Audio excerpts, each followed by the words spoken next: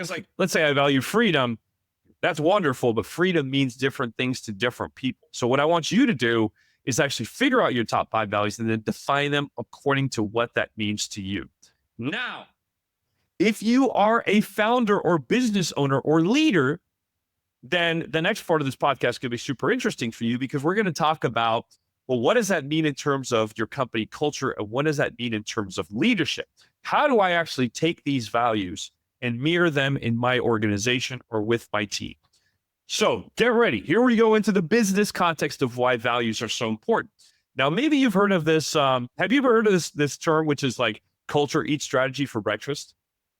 Well, you might have heard that, right? And if you haven't had breakfast, hopefully I'm not making you hungry. But that is more and more true. Why? Because business is moving faster and faster.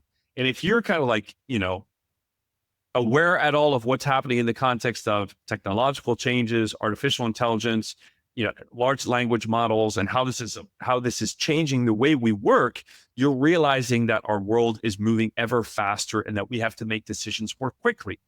What does that mean from a business perspective? That means that increasingly when we are driven by our culture and our values, that allows us to make decisions more quickly, and decisions are simpler and clear, right?